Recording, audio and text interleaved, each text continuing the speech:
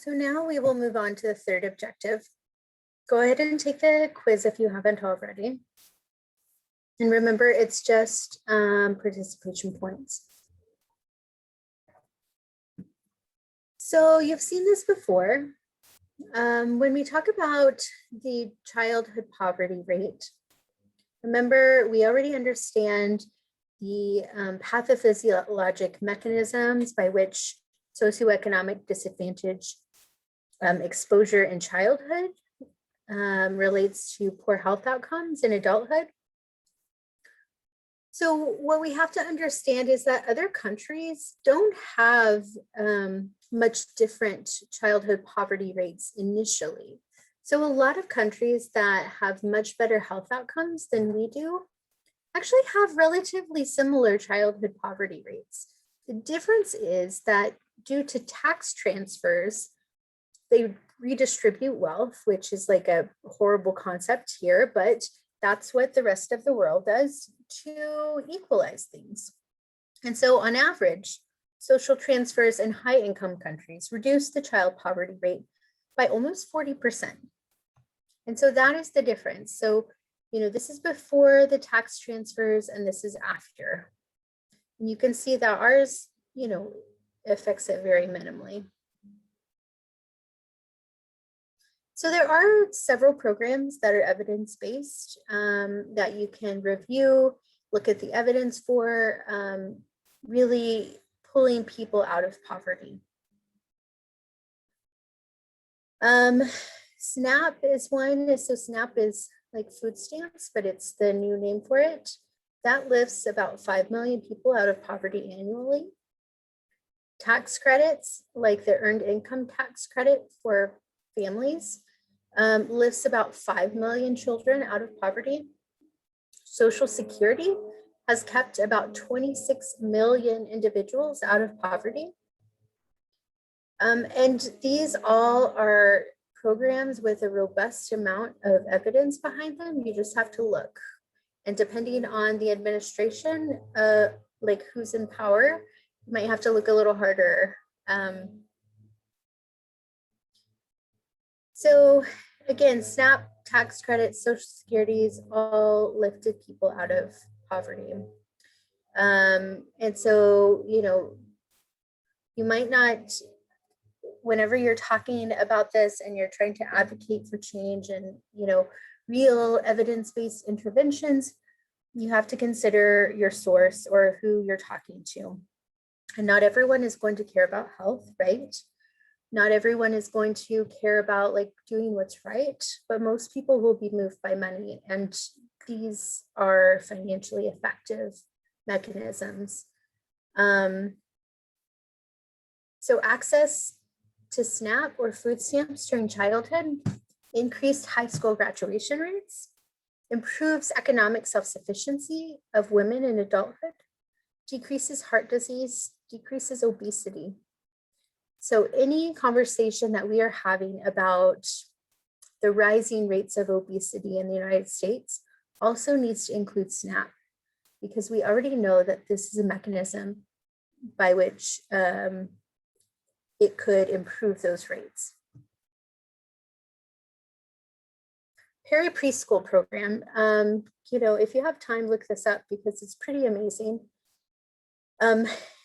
It was a, early childhood education, a preschool program that was provided to higher risk, lower socioeconomic status, inner city, marginalized populations. And it turns out that this program had a 7 to 10% return per year over the lifetime of the child. That is a really good investment.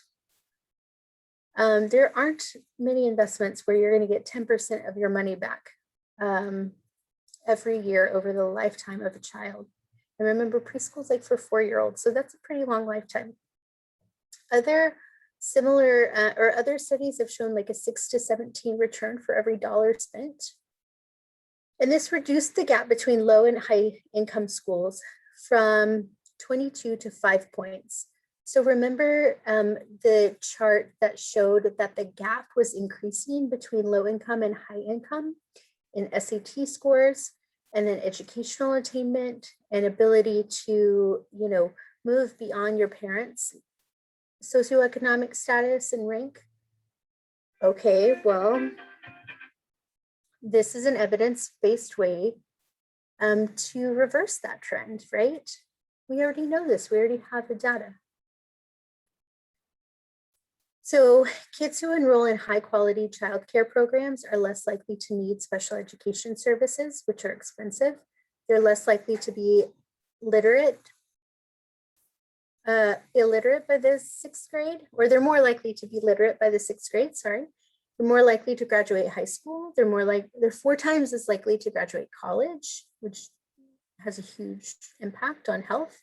They're more likely to be employed. They're more likely to have high skilled jobs and contribute more in taxes, 50% less likely to commit a crime.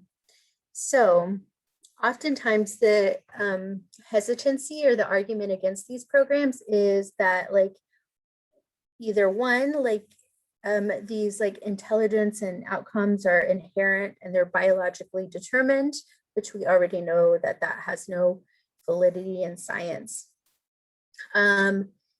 Or that they're, why spend money on something that's not going to give you a return on your investment?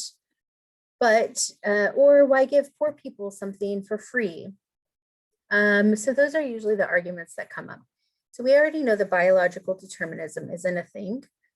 But you can also point to if you invest in childhood, if you invest in these high quality early educational programs, you actually create a situation where they don't need government assistance as much. They actually contribute more in taxes than they take. And that's great. That's a great way to break this cycle. So in the slide notes, there's a lot of other details about these programs, but these are great. Desegregation. Okay, so we talked about the issue of concentrated poverty, right? And how even people who are better off and more affluent, if they live in a concentrated poverty neighborhood, they're going to do worse, but also the opposite is true. And so housing vouchers that help poor families move to less poor neighborhoods before the children turn 13. They raise adult earnings of these children by 31%.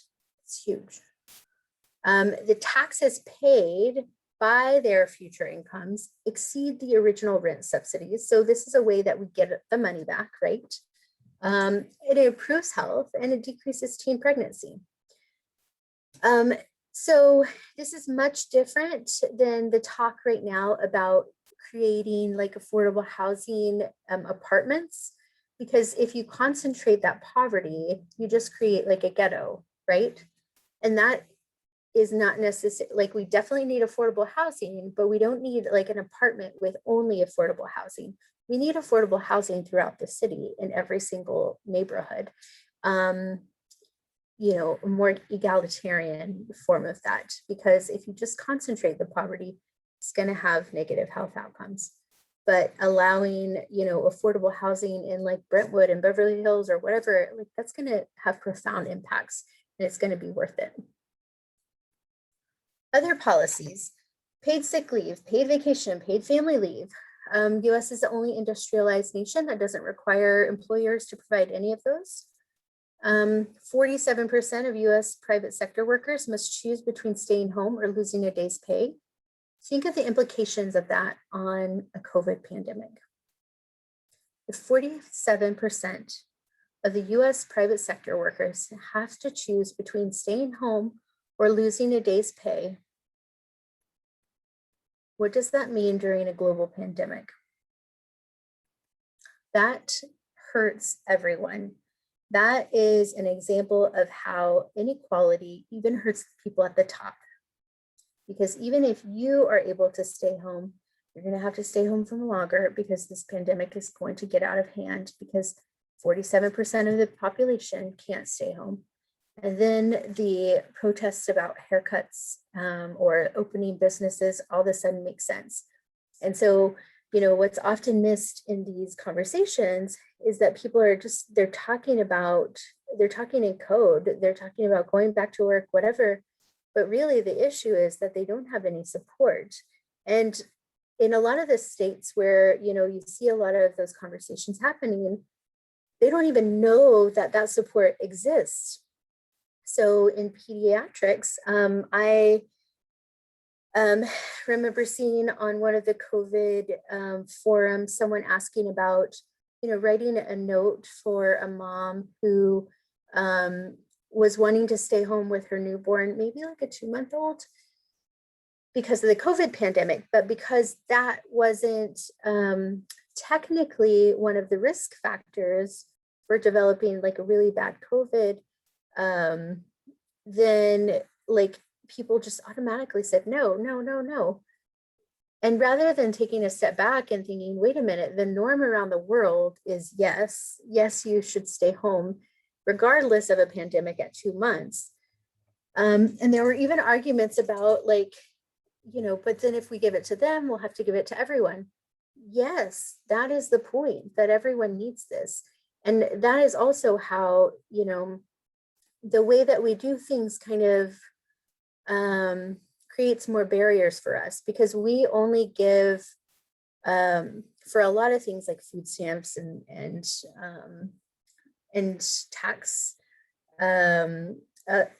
allotments, we only give that to like a lower class. And so then you create this animosity and mistrust, and well, then they're getting something that I'm not getting. But if you make it universal, you don't have that argument anymore. If you make universal high quality preschool, if you make universal paid parental leave, right? You no longer have that argument to deal with. And so that's a very important point, although it does make it a little more expensive, right? But it works and it's evidence-based. Cash stipends, I think that there's a link to something, and then another slide will go over it, and then tax transfers, of course. Increasing minimum wage. Yeah. And then some people, bring in the argument, do we have enough? Yes, we have enough, there's enough. When we act from a point of like scarcity, we're only upholding the system.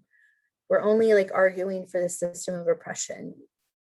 Act and talk as if we have an abundance. And in reality, on a global scale, we have a massive abundance of resources. And so what this chart shows is that the bonuses for less than 200,000 people on Wall Street, just the bonuses, not even their income, just the bonuses,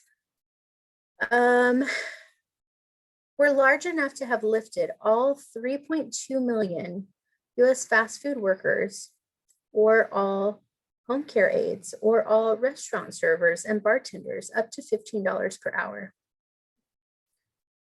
Just the bonuses. There's plenty of money. We have plenty of resources. How about how much we work? We actually work more hours annually than workers in every Western European nation except for Greece and Ireland. Partly because we have fewer paid vacations and holidays. 40% of US private sector workers have no paid leave.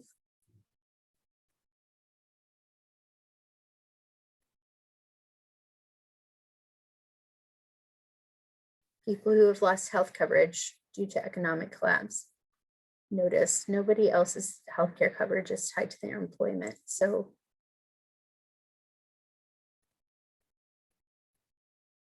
and what implications does that have during a COVID pandemic, right? When you can't take a day off, even if you're sick.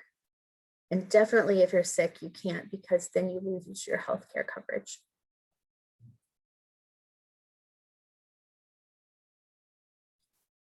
So universal healthcare and retirement is a good policy.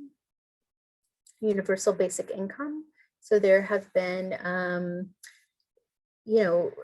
contradictory results, but good news very recently that one of the experiments in California has actually shown to be beneficial. So I think they gave $500 to a bunch of different families per month, maybe. And it actually had profound effects. So please read the article if you have a chance. All right, and we'll stop there.